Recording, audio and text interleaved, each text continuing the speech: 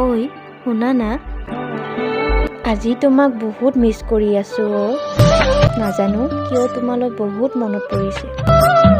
আজি মই তোমাক খঙো কৰোঁ, কিছুমান কথাত বাধাও দিওঁ, তোমাৰ লগত কথা নপতাকৈ থাকোঁ।